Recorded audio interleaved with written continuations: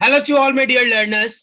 दोस्तों, गेट 23 का रिजल्ट आ चुका है और आज मैं अपने साथ जिस शख्स को लेके आया हूं वो किसी भी तारीफ के मोहताज नहीं है। और अगर मैं बात करूं, इनके रिजल्ट्स सिर्फ मैं नहीं, मेरे ख्याल से सारे स्टूडेंट्स जो भी गेट 23 की तैयारी कर रहे थे वो सोच रहे थे कि टॉप 10 टॉप 20 में तो रहना ही है रैंक। अगर मैं थोड़ा सा बता दूं, क्योंकि बताना एक कस्टम है तो बताना जरूरी है, राइट। मेरे साथ है विनीत जैन, जिन्होंने गेट 23 में ऑल इंडिया रैंक 11 स्कोर किया है। अगर मैं बात करता हूं गेट 22, जब वो थर्ड ईयर में थे तब उन्होंने ऑल इंडिया रैंक 27 स्कोर किया है। और मेरे दोस्त इस साल ही 2023 में ही ईएससी में इन्होंने प्री क्वालिफाई कर लिया और मेंस को टारगेट कर रहे हैं, राइट।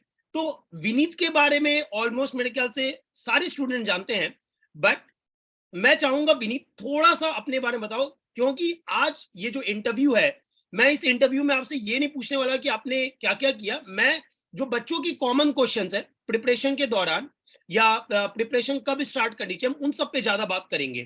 ठीक है, तो विनीत थोड़ा अपने बारे में इंट्रोडक्शन की, आपको टारगेट, आपका गेट, ईएससी कैसे आपका रहा, थोड़ा डिटेल में। Hello sir. मेरा नाम विनीत और आई एम दिल्ली। एक्चुअली मैंने अपनी जो प्रिपरेशन है वो थर्ड ईयर में स्टार्ट कर दी। तो पहले ऐसा मैंने कुछ सोचा नहीं था कि ये टारगेट है, ये एस सी टारगेट है। तो मैंने मतलब ऐसे सुना था कि ई एस सी एक मतलब ऐसे इंजीनियरिंग में काफ़ी सही एग्ज़ाम है, क्योंकि मेरे पास जो ब्रांच थी वो सिविल इंजीनियरिंग, तो उसमें ऐसे जॉब अपॉर्चुनिटीज़ प्राइवेट सेक्टर में इतनी ज़्यादा नहीं है। तो मैंने सोचा था कि गवर्नमेंट सेक्टर में ट्राई करूँगा। तो फिर उसके बाद तो ऐसे धीरे धीरे मैं स्टार्ट करी तैयारी, तो पता चला कि ऐसे गेट वाला एग्ज़ाम देना है पहले, और फिर उसके बाद मैंने अपने थर्ड ईयर में टारगेट किया कि ईएससी तो मैं दे नहीं सकता। तो मैंने टारगेट किया कि थर्ड ईयर में मैं गेट को अच्छे से टारगेट करूंगा, ताकि अगर मेरा कोई सिलेबस, जैसे ईएससी का सिलेबस काफ़ी वास्ट है, तो वो मैं अपने फोर्थ ईयर में कंप्लीट कर लूँगा। तो फिर यही मैंने ऐसे सोचा टारगेट अपना। तो विनीत, थर्ड ईयर में आपका ऑल इंडिया रैंक 27 था। उसके बाद जैसा यस, हमारे ट्वेंटी कॉम्पिटिशन्स ट्वेंटी एट रहते था थे। सर। हाँ बेटा, यस, 28 था सर पहले। 28। तो यस सर। अब अगर आप बात करते हो एक साल का, क्योंकि आपका ऑलरेडी पूरा सिलेबस कवर्ड था गेट के पॉइंट ऑफ व्यू से, मेरे ख्याल से यस जैसा मैं लास्ट टाइम हमारी बात हुई थी, आपने दो तीन सब्जेक्ट जो कम वेटेज वाले थे उसको आपने ढंग से नहीं किया था, जो शायद आपने इस साल बहुत बढ़िया से एफर्ट लगा के उसपे ईएससी पॉइंट ऑफ व्यू बहुत ज्यादा काम किया। तो यस। जैसे अब अगर बात करो इस साल का ईएससी के प्रिपरेशन को लेके, तो आपने ये साल भर कैसे यूटिलाइज किया ताकि आपका ईएससी का प्री बहुत बढ़िया से निकल पाए। तो सर जैसे लास्ट फेब में गेट हो गया था, तो उसके बाद तब पता था कि हाँ रैंक ठीक आ जाएगी, कि अच्छा हुआ था पेपर। तो उसके बाद जैसे मैंने दो तीन सब्जेक्ट पूरे ही छोड़ रखे थे, मतलब जैसे बीएमसी काफ़ी छोड़ रखा था। उसके बाद जो स्टील स्ट्रक्चर था उसमें सिर्फ कनेक्शन वाला पार्ट पढ़ रखा था, और थोड़ा सा प्लास्टिक एनालिसिस पढ़ रखा था। फिर उसके बाद भी जैसे छोटी छोटी चीज़ें होती हैं कि हाइड्रोलिक मशीन्स होती है, और ये आरसीसी के अंदर स्पेशल स्ट्रक्चर्स होते हैं, रिटेनिंग वॉल्स, अर्थक्वेक डिज़ाइन वगैरह। तो ये वाला पार्ट कवर किया था। और railway, airport, dock, tunnel and harbour जो हम छोड़ देते हैं गेट पॉइंट ऑफ व्यू, क्योंकि सिलेबस में भी मेंशन नहीं है, और अगर पूछता भी है तो बहुत ही कम वेटेज, तो इतना वर्थ इट नहीं है उसको करना। तो वो वाला पार्ट कवर किया था। और बेसिकली मतलब इस साल मैंने अपने ईएससी पॉइंट ऑफ व्यू जो चीज़ें हैं, कि मैंने लास्ट ईयर प्रीवियस ईयर नहीं लगाई थी ईएससी के, क्योंकि टाइम कंस्ट्रेंट था। तो वो मैंने अच्छे से किया। और ईएससी के टेस्ट, मतलब ऑफलाइन टेस्ट, मैंने घर पे मंगा के उनको जितना ज़्यादा हो सके वो प्रैक्टिस की। तो इस साल मेरा मेन टारगेट ईएससी ही था। तो पर गेट ऐसे सबसेट है ईएससी का, तो वो तो उसके साथ साथ साथ होता चला गया। बस लास्ट में मैंने टेस्ट दे दिए थे गेट के लिए। तो राइट। जितना मुझे याद है, एक या डेढ़ महीने 2 महीने पहले की बात होगी, गेट एग्जाम से पहले I was in talk with you, और आप ये बोल रहे थे सर गेट तो देख लेंगे सर, जाके दे आएंगे, right. And ESC is only your main target, अभी भी है, मेंस की आप तैयारी कर रहे हो। But I remember that I just told one thing, भैया टेस्ट देते रहो। एंड टेस्ट टेस्ट दिए थे सर। राइट, सो आप जैसे अगर अभी के जो करंट स्टूडेंट्स हैं जो अपनी तैयारी शुरू करना चाह रहे हैं, राइट, उनके लिए क्या सजेशन करो, क्या परफेक्ट टाइम होता है स्टार्ट करने का? और जैसे बच्चा बोलते हैं सर कहाँ कहाँ से क्वेश्चंस प्रैक्टिस करें, ये बहुत बड़ा एक क्वेरी होता है ऑलमोस्ट हर किसी का। तो आप क्या उनको एडवाइस करना चाहोगे?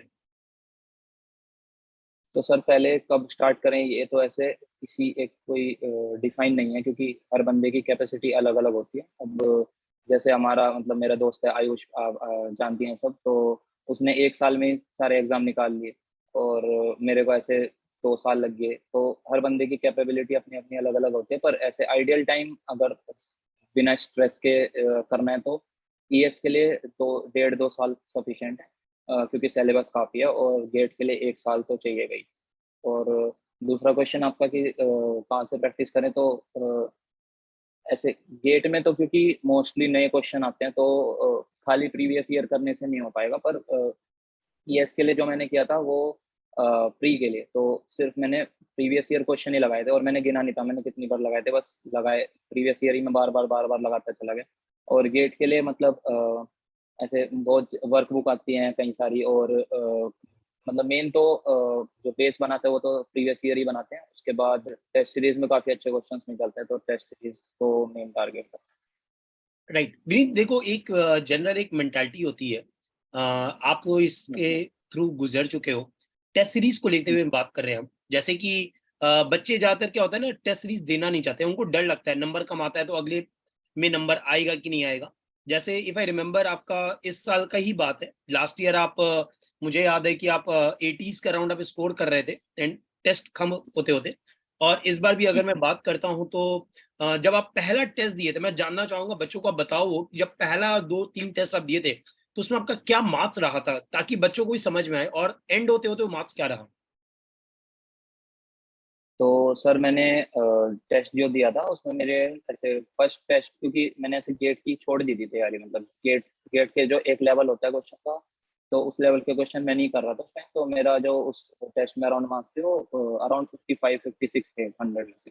पर जैसे जैसे मैंने, क्योंकि थोड़ा बहुत टाइम मैं गेट को दे देता था कि एक दिन में एक सब्जेक्ट के क्वेश्चन बना लिए, क्योंकि मैंने बहुत बार बना रखे थे तो मुझे ज़्यादा टाइम नहीं लगता था। जैसे 1-1.5 घंटे में मैं पूरे सॉइल के क्वेश्चन बना लेता था गेट के। तो उसके बाद मतलब जो लास्ट में अ, मेरे 85 प्लस तक काफ़ी टेस्ट में मार्क्स आए हैं 100 में से। और मतलब काफ़ी अच्छे लेवल के टेस्ट में भी 85 प्लस 87 88 तक मेरे मार्क्स आए हैं, और एवरेज मेरा 85 84 तक एवरेज मार्क्स। तो पर वही है, मतलब टेस्ट के मार्क्स इतना इंपॉर्टेंट नहीं है, क्योंकि ऐसे मैं सोचूं कि मेरे इतनी हाई टेस्ट में 87 पर मेरे पेपर में 77 पे इतनी रैंक आ गई, तो इतना टेस्ट सीरीज से हम कंपेयर नहीं कर सकते कि पेपर में कैसा जाएगा। बस वो है कि तुम 3 घंटे बैठ सकते हो वहाँ पे फोकस करके, वो मेन मेरे हिसाब से टारगेट है टेस्ट सीरीज का, तो हो जाएगा। तो अगर आप अपने स्टूडेंट्स या अपने जो जूनियर्स हैं उनको बोलना बताना चाहोगे कि टेस्ट सीरीज का देने का क्या क्या इंपॉर्टेंस है, कुछ 3-4 पॉइंट या 5 पॉइंट जहां पे आपको लगता है कि ये 5 पॉइंट आपको मदद किया, मतलब एग्जाम पॉइंट ऑफ व्यू से, कि अगर आप टेस्ट देते हो तो आपको क्या क्या फायदा होता है? एक तो आपने बोला कि सिटिंग हैबिट आपकी बनती है फोकस्ड वे में, और क्या क्या पॉइंट्स हो सकते हैं? तो सर बेसिकली सबसे पहले तो कई स्टूडेंट्स को पैटर्न ही नहीं पता होता टेस्ट पेपर का कि कैसा पैटर्न आएगा, क्योंकि हम जब बुक लगाते हैं प्रीवियस ईयर की तो उसमें सारे मिक्स्ड क्वेश्चंस रहते हैं। पर जब हम कि 1 मार्कर 2 मार्कर और सारे साल के, तो पर अगर हम टेस्ट लगाएंगे तो उसमें पता रहेगा कि हमारा एप्टीट्यूड पहले आ रहा है और टेक्निकल बाद में आ रहा है। तो कई बच्चों का एप्टीट्यूड अच्छा होता है तो पहले एप्टीट्यूड बना लेते हैं, कई बच्चों का टेक्निकल अच्छा होता है तो वो हमको एक्सपेरिमेंट करना पड़ेगा कि हम, क्योंकि हमको मेन तो मार्क्स चाहिए। हम बाद में तो सब हमसे हमारे मार्क्स पूछेंगे, तो हमको अपने मार्क्स ही मैक्सिमाइज करना है। तो उसमें पहले कोई टेस्ट मतलब एक्सपेरिमेंट करके करते रहते हैं कि कभी पहले एप्टीट्यूड सॉल्व कर लिया फिर टेक्निकल सॉल्व कर लिया, तो ऐसे ऐसे मिक्स एंड मैच करके जो हमारे बेस्ट होगा उस चीज़ को हम करेंगे।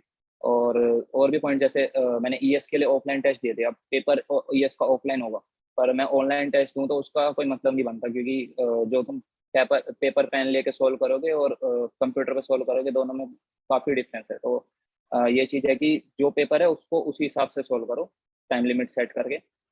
और सर तीसरी चीज़ की मतलब नए नए क्वेश्चंस मिलेंगे, वो तो है ही कि जैसे कोई टॉपिक कि हमारा वीक है तो हमें पता चल जाएगा कि ये वाला टॉपिक वीक है, तो उस पर हम काम कर सकते हैं और ज़्यादा। और चौथा है कि कॉन्फिडेंस काफ़ी बिल्डअप होता है कि जैसे मेरी 5,000 बच्चों में सेकंड या थर्ड रैंक आ रही है टेस्ट में, तो ऑटोमेटिकली मेरा कॉन्फिडेंस बूस्ट होगा, चाहे क्योंकि कॉन्फिडेंस बहुत इंपॉर्टेंट होता है। तुमने तैयारी कितनी अच्छी करी और कॉन्फिडेंस ना आए तो पेपर में सब बेकार हो जाएगा।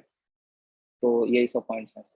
तो विनीत, जैसा कि आपने बोला कॉन्फिडेंस बूस्ट होता है, बट जनरली जब पहला 2-3 टेस्ट बच्चा देता है तो कॉन्फिडेंस बहुत डाउन हो जाता है, राइट? तो उस फेज को कैसे निकालते हो आप लोग? मतलब कि बहुत बार क्या होता है ना कि पहला 1-2-3 टेस्ट हुआ, उसमें नंबर आए नहीं, तो एक वो दिमाग में वो प्रेशर आ जाता है, यार मेरे नंबर नहीं आ रहे हैं, राइट? तो उस फेज को कैसे ओवरकम किया जाए?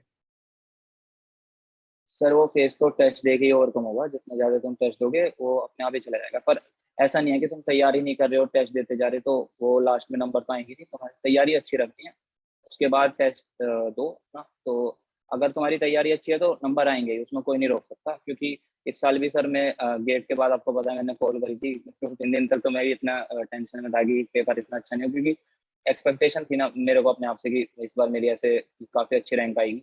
पर ऐसे अब वो बाद में पता चला कि पेपर वो टफ था, तो सभी के लिए टफ था। तो वही चीज़ है कि अगर तुम्हारी तैयारी अच्छी है तो कॉन्फिडेंस आएगा ही, वो टेस्ट में नंबर आएंगे ही। तो पर हाँ वो मतलब उसको अगर कॉन्फिडेंस जैसे कम हो रहा है शुरू के टेस्ट में, तो बार बार जितने टेस्ट हो सके वही देना पड़ेगा आपको आई रिमेम्बर आपका कि टेस्ट नोएडा में ही था, और हम्म, एग्जाम से पहले भी आपसे मिला हूँ और एग्जाम के बाद भी आपसे मिला हूँ। तो yes, I can see that face. तो जैसे कि यार last year paper was easy, इस साल पेपर टफ रहा है। आपने वो दोनों पेपर दिया और दोनों में आपने अच्छा स्कोर किया है। तो क्या आपने क्वेश्चन को बनाने के तरीके में कुछ चेंजेस लाए, या आपको लगा कि यार ये पेपर आसान है, पेपर टफ है? क्या आपको एट द मोमेंट समझ में आ सकता है कभी भी पेपर में? नहीं सर ऐसा तो नहीं कह सकते। उस टाइम तो पेपर में बस यही सोचते हैं कि पेपर करना है। और मतलब मैं थोड़ा ऐसे सोच के गया था कि मेरे को पेपर जितना जल्दी हो सके पेपर करना है, क्योंकि मेरी स्पीड काफी तेज है क्वेश्चन सोल्व करने की। तो मैंने लगभग 1 सवा घंटे में अपना टेक्निकल 1.5 घंटे में खत्म कर दिया था। उसके बाद मैं थोड़ा एप्टीट्यूड में ज्यादा टाइम देता हूँ, तो एप्टीट्यूड को मैंने अच्छे से टाइम दिया और ठीक भी दिया टाइम। मेरा गलत नहीं हुआ एप्टीट्यूड, एक क्वेश्चन गलत हुआ है बस। और पर वो ये मतलब सिली मिस्टेक्स इस बार भी हुए, पिछली बार भी हुई थी, तो उनको तो कंट्रोल मेरे हिसाब से तो बहुत ही मुश्किल है। अगर कंट्रोल कर लिया तो फिर रैंक 1 तो जिसने कंट्रोल कर लिया उसकी रैंक 1 पक्की है। पर वही है कि मुश्किल होता है सिली मिस्टेक्स को थोड़ा कंट्रोल मुश्किल करना। होता है, राइट? तो मतलब राइट, हाँ मुश्किल होता है वो तो टाइम पे।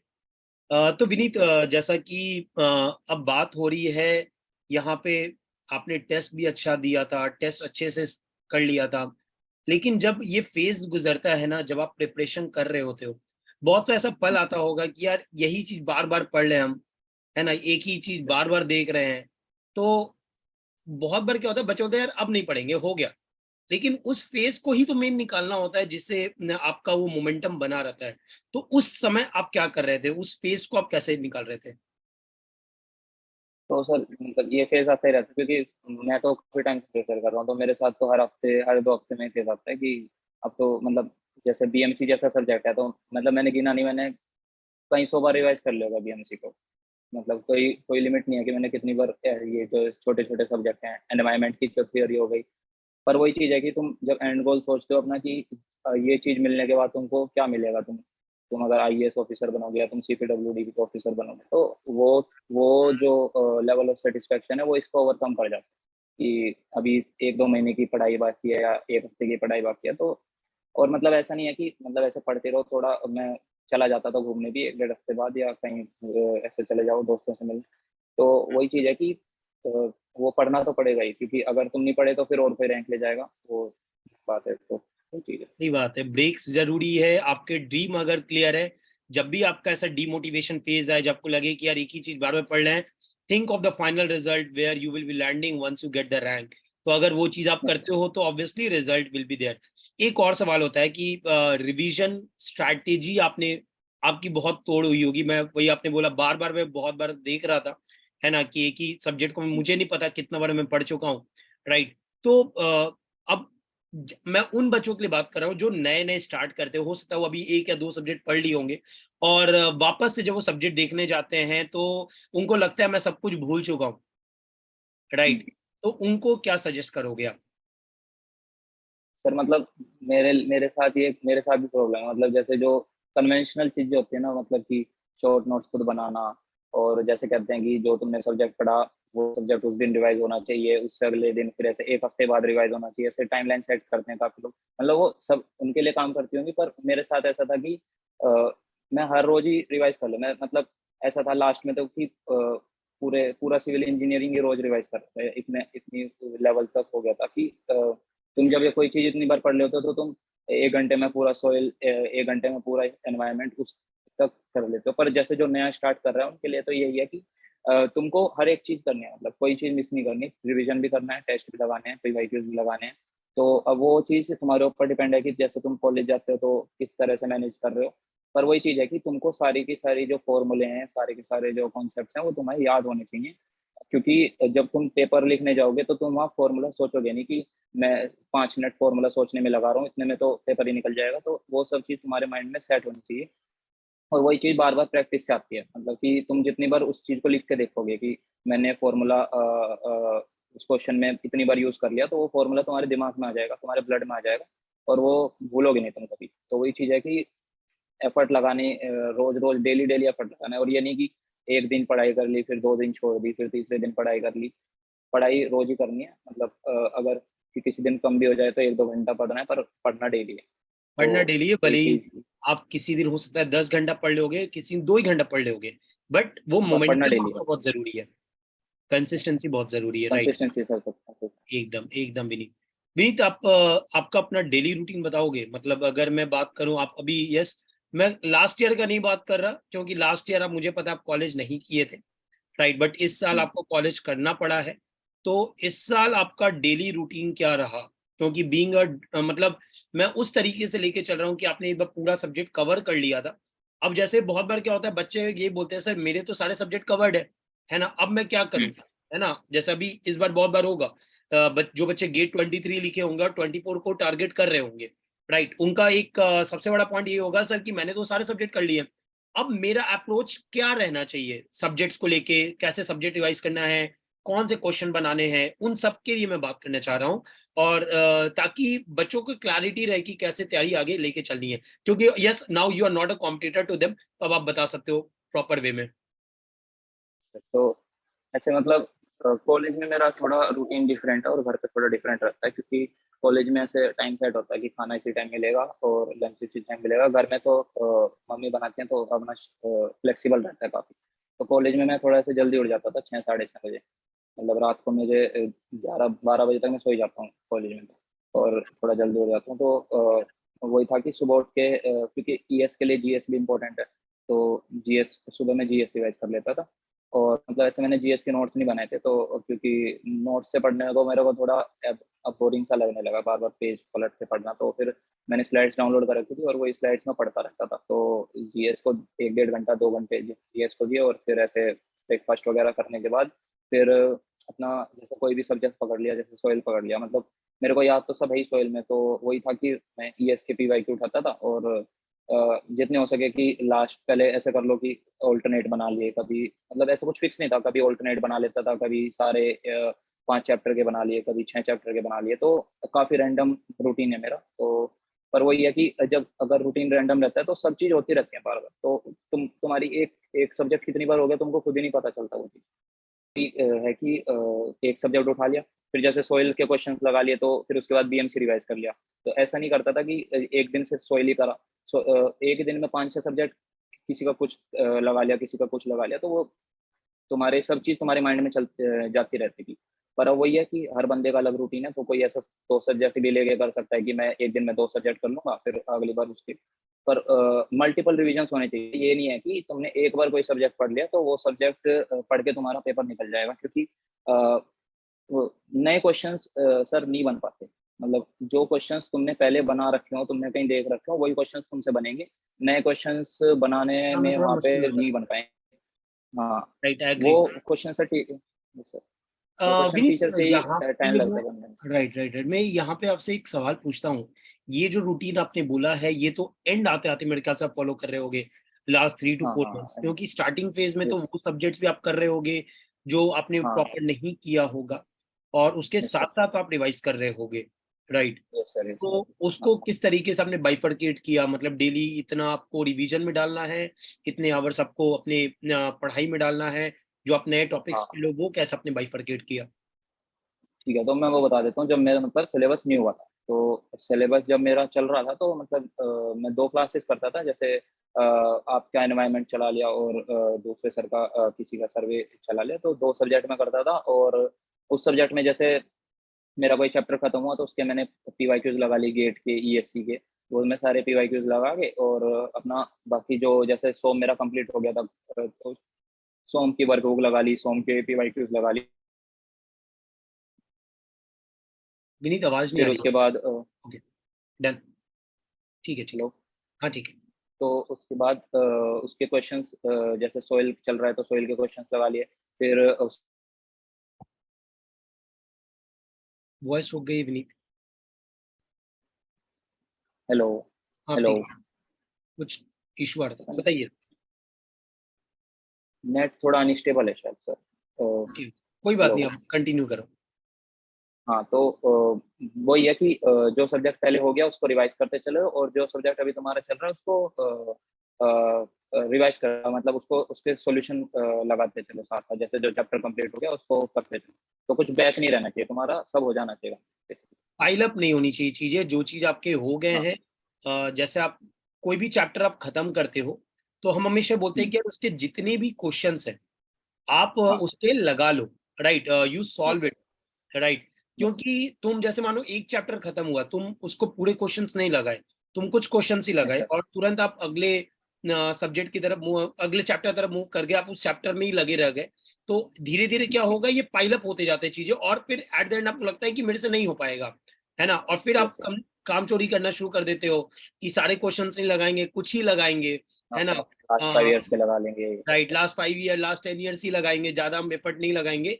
तो ये तभी आता है जब आप स्टार्टिंग से एफर्ट नहीं लगाते हो किसी भी सब्जेक्ट में, ये हमेशा बोला गया है। तो आपने विनीत और जैसे सर मतलब एक और चीज है कि हाँ बेटा, हाँ बोलिए। कि मतलब जो तुम्हारा सब्जेक्ट है ना, वो सिलेबस तुम्हारा थोड़ा पहले खत्म हो जाना चाहिए। मतलब ये नहीं कि अगर तुम्हारा फरवरी में एग्जाम है तो तुम जनवरी में खत्म कर रहे हो, तो फिर उसके बाद टाइम ही नहीं मिलेगा तुमको टेस्ट देने का। तो ट्राई करना कि अपना जो मैनेजमेंट है वो इस हिसाब से करना कि तुम्हारा सिलेबस एटलीस्ट नवंबर एंड या दिसंबर स्टार्टिंग तक खत्म हो जाए। राइट, तो उसके लिए ये नहीं है कि शुरू में तुम एक सब्जेक्ट लेके चल रहे हो, लास्ट में तुमने सिलेबस टाइम से इतना ज्यादा कम बच रहा है कि 5 5 सब्जेक्ट उठा रहे हो, तो वो एक एक भी गया और 5 भी गए, तो उसका कोई फायदा नहीं है। तो शुरू में स्टार्टिंग से अपनी पेस थोड़ी अच्छी रखना, 2 2 3 3 सब्जेक्ट करके करते चलना साथ साथ। तो देखो विनीत, मैं अब यहाँ पे ये बात कर रहा हूँ, दो तरीके के स्टूडेंट्स होते हैं। एक होते हैं जो सिर्फ गेट की तैयारी यस करते हैं, एक होते हैं जो सर। गेट एंड ईएससी की तैयारी करते हैं, राइट। Yes sir. तो जैसे लास्ट आपने सिर्फ गेट की तैयारी की थी, तो उसमें मैं कुछ बात जानना चाहूंगा, कौन कौन से सब्जेक्ट्स, ऑलरेडी आपने कुछ बताया है स्टार्टिंग में ही, तो कौन कौन से सब्जेक्ट्स पे आपने कम फोकस किया था, जिसपे आपने कम एफर्ट लगाए थे, और कौन कौन से पीवाईक्यूज, मतलब गेट के पीवाईक्यू, ईएससी पीवाईक्यू, क्या दोनों लगाए, क्या सिर्फ गेट लगाया था, और ईएससी पॉइंट ऑफ व्यू आपने क्या डिफरेंस किया उन सब्जेक्ट्स में, जिन सब्जेक्ट पे आपने लेस फोकस किया था, कहाँ कहाँ से अपने क्वेश्चंस बढ़ाए प्रैक्टिस करने के लिए। तो सर सबसे बड़ा डिफरेंस तो गेट और ईएससी में जीएस पार्ट का है। तो जीएस तो बिल्कुल देखी नहीं थी पिछले साल, तो जीएस तो इसी साल कंप्लीट किया पूरा।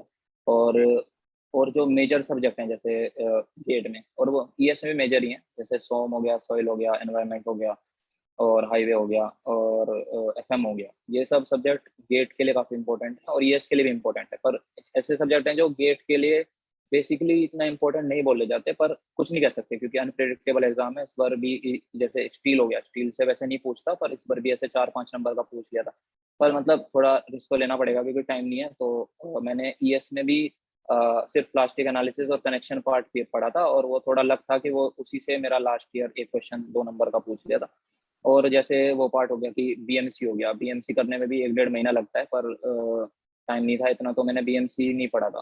तो मतलब बस बेसिक ऊपर से एक रिवीजन क्लास ऐसे देख ली थी, या तो वो कंक्रीट सीमेंट वगैरह थोड़ा सा देख लिया था बस। तो उसी में से वो भी लग था कि उसी में से एक क्वेश्चन एक एक 2 नंबर का सिंपल सा पूछ लिया था। तो थोड़ा तो अगर तुमको, क्योंकि अगर वैसे तो सजेस्ट यही करते हैं कि सारे सब्जेक्ट कंप्लीट करके जाओ अच्छे से, पर अगर टाइम कंस्ट्रेंट है तो थोड़ा सा हमको देखना पड़ेगा कि कौन कौन से सब्जेक्ट मेजर हैं। तो मैं थोड़े सब्जेक्ट बता देता हूँ जैसे जो मेजर हैं। तो सोम, स्ट्रक्चर, और आरसीसी, और ये एनवायरनमेंट, सॉइल, हाईवे। एफएम में अगर एफएम वैसे तो जरूरी है, पर अगर टाइम नहीं है तो एफएम में ओसीएफ से मेजर क्वेश्चन पूछते हैं, वो एफएम पार्ट से इतने ज्यादा क्वेश्चन नहीं पूछते।